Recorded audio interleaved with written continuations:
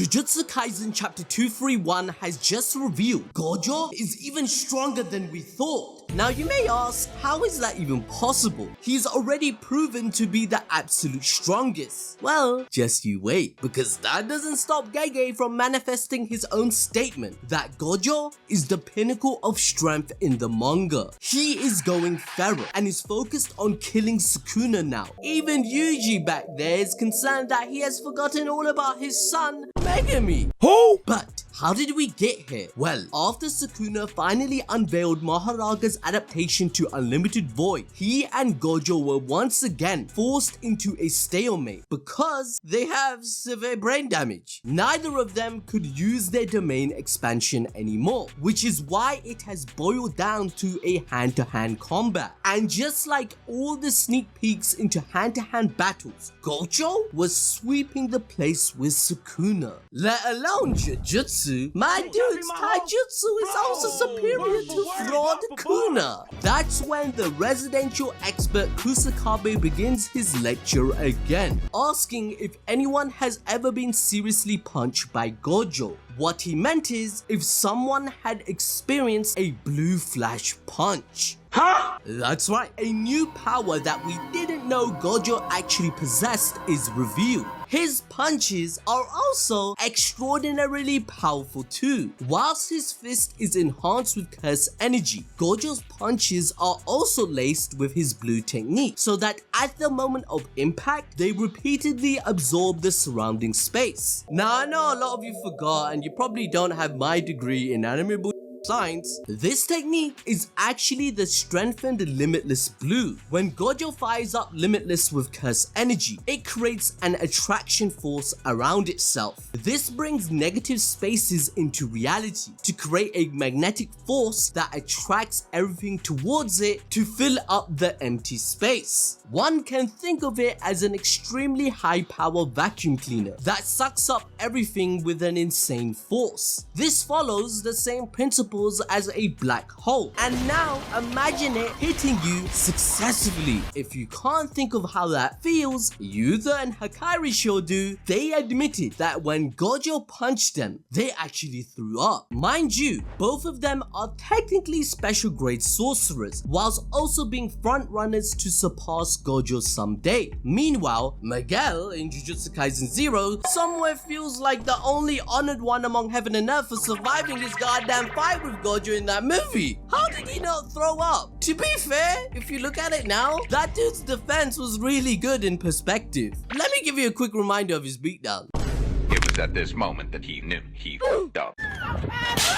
He needs some milk. Coming back, Hakari further explains that Gojo's punch isn't just stronger, it feels like a double impact, which you aren't prepared for, mentally or physically. After all, a punch hits you in the opposite direction, whilst blue sucks in the surrounding space towards itself. This paradoxical phenomena makes Gojo's punches the absolute worst in the manga. However, this is not the first time we have been told about this. Back in chapter 14, when Jogo got hit, his instant thought was that Gojo's punch isn't just a curse energy infused attack, and that there was more to it. He couldn't even understand what was going on. He even stated in chapter 65 that Gojo's physical attacks alone would kill them all, even though they scaled at 8 Sukuna fingers. In the same way, after Gojo straight up disrespected Uriume for interrupting a conversation,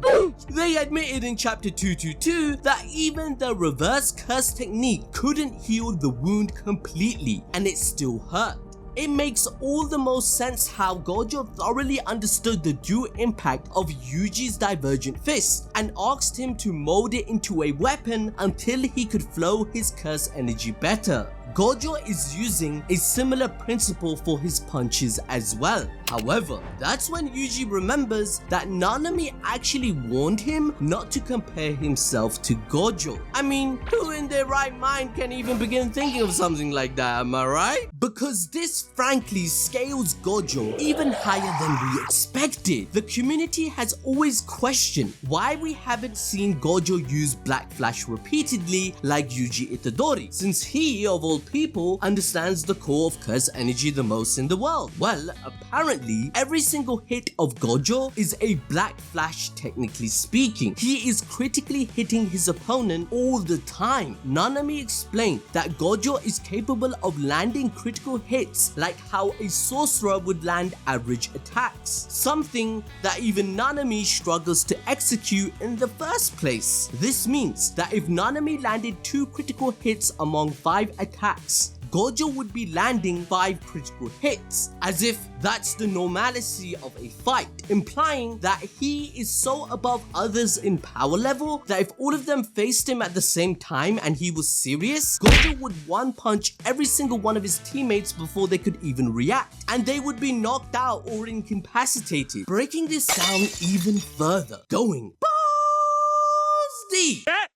He said it! He said it! We were told via Yuji's strongest feats that when a sorcerer uses Black Flash, they learn the essence of curse energy inconceivably more than someone who hasn't. Yuji made it look like he was using it via his own will against Mahito. But here comes Gojo, who is doing the impossible, and exactly that, which is why Yuji is told not to even compare himself because he will get depressed. We must remember that Nanami is honest to a fault about Gojo, thus making these words very important, as even Sukuna over here is about to meet his fists. It is proved in the ongoing fight that even 1000 years of Jujutsu experience crumbled against the powerhouse Gojo is. After all, Sukuna isn't just the strongest of his period, he has also earned the title of King of Curses, and it is highlighted in the way he fights. He recognized the worth of 10 shadows instantly and even mastered it at an insane rate, even taming Mahoraga, the strongest Shikigami that never had been tamed. He has the ability to do something like this because of his vast knowledge of Jujutsu, which allowed him to survive as a curse object. He also undeniably has a tactical mindset, using and abusing every piece of information he has about Gojo's technique, making him prepared. There's no doubt that whilst Gojo has been learning on the go with his raw talent and affinity for Jujutsu, Sukuna himself had cooked up answers for Gojo's domain expansion, Limitless, and even his mindset. However, this is Satoru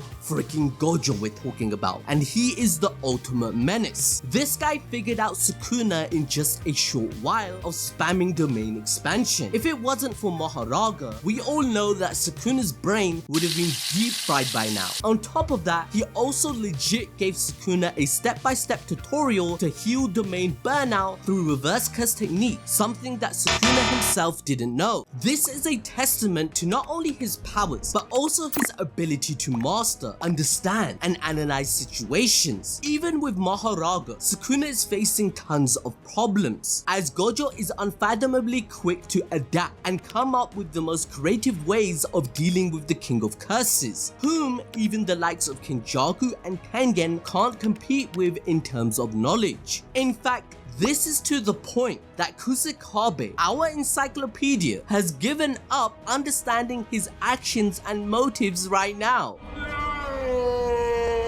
I read your comments. A lot of you are saying, oh my god, without ABD, I wouldn't be able to understand this fight. And I appreciate that. And I love the support you give us on a weekly basis. But can I ask for a favor? Hit the notification bell for our channel and also smash the like button for our videos so we can continue doing our job for you. Now, as we are in round 2, the fight continues and it gets more intense. It's clear that both Gojo and Sukuna are in the endgame mindset right now. As we know, Sukuna is currently using Mahoraga's wheel on himself, implying that Mahoraga will adapt to any attack Gojo uses against him by bearing the burden. In the meantime, to defend himself against Limitless, he is also switching to domain amplification. On the other hand, my man Gojo pulls off the badass Killua move of after images, making another Hunter x Hunter reference in this fight. No wonder Kusakabe gave up on explaining this fight, by the way, or Jujutsu Kaisen would end up as a light novel before disguised as a manga, just like that infamous Hunter x Hunter panel. Bruh, look at it. But after trashing Sukuna around like a ragdoll, similar to how Broly did Goku, Sukuna grabs him and finally lands a hit after all this time, sending Gojo flying on top of a traffic light. And once again, Gojo has another otaku moment as he makes a reference to Itachi in Naruto whilst realizing a theory he had come up with mid-battle.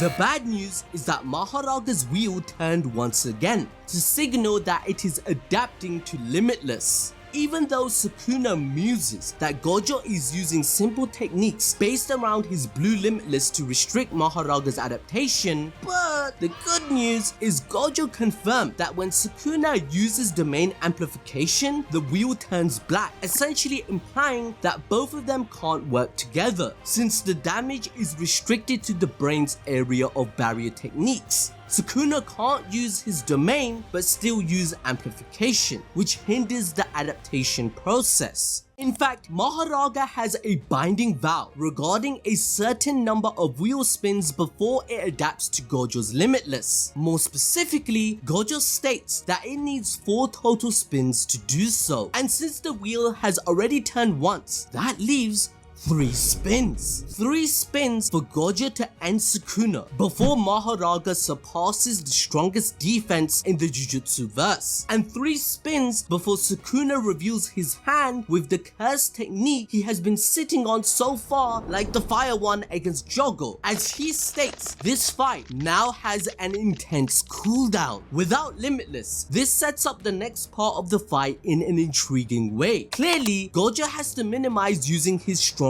abilities to prevent adaptation whilst also going for the ultimate victory in the fight within the time limit. Thus, he will be forced to use the comparatively weaker abilities in new and creative ways whilst biding his time to sneak in red or purple. And on the other hand, Sukuna also has to be extremely wary regarding domain amplification in hand-to-hand combat, since he has to get hit for Mahoraga to adapt but also throw in punches. Just one wrong timing of turning off the wheel at the wrong moment will end up with Gojo dealing severe damage to him. However, once Mahoraga will adapt to Limitless, as Sukuna's plan was always to use it in order to break down Gojo's defense to throw everything he has with no risk, including the actual curse technique he has been hiding since the start of the manga. Yeah, we're talking about the mysterious black box that Sukuna chanted to use his fire-based curse technique. In chapter 230 of the manga, Kusakabe states that the part of the brain where the curse technique is stored is a black box. Here, he means it literally, as we don't know much about it. On several occasions, even Shoko has stated that there is some sort of connection between the brain and one's curse technique. During his fight against Jogo, Sukuna states that a cursed spirit wouldn't know about this. When you add the fact that Gege confirmed Infinite Void works better on humans as they have a different brain from cursed spirits, it is possible that Sukuna meant something fundamental that differs a human from a curse. However, it's obvious that Sukuna was able to break through this and figured out something unique. Throughout the series, Sukuna has shown a distaste for straightforward techniques and their applications, often commenting on how people or cursed spirits make mistakes and limit themselves. For curses, this might be easier to do as they're formed with one single emotion and have a somewhat limited trajectory, which is directly correlated to the fear people have of them for them to be born in the first place. Meanwhile, people like Megumi have been able to use their techniques more unconventionally, which Sukuna commented himself that for a Shikigami user, he's pretty good in hand-to-hand combat and much more. And there's a good chance that Sukuna obtained the flame curse technique and more that he's been hiding this entire time by broadening his scope and tapping into the unlimited potential that human beings have as a species. Now overall, the direction of Gege's fight is immaculate. Before they continue the fight, it follows the continuity of the traffic light. The red light goes off and they stop, take a, casual friendly stroll together, highlighting highlighting the previous chapter's connotations in regards to Yoruzu's words that these two will help each other's loneliness. Sukuna declares he will wipe off Gojo's smile once and for all. But bro responds with this. It was too funny. Gojo continues the roasting session, declaring his intention of killing Sukuna before the 3 spins, which triggers the speculation about Gojo wanting to rescue Megumi. It seems like he has completely forgotten about that and has gone feral. Megumi's life update gets worse. Not only was Megumi absent even on the cover page beside Gojo, Yuta and Yuji, but our MC isn't sure if Gojo remembers about saving his son either. It looks like only Hana, the girl who loves him, the cannon fodder, remembers him anymore, as even Kashimo states, "It's fine, let him cook."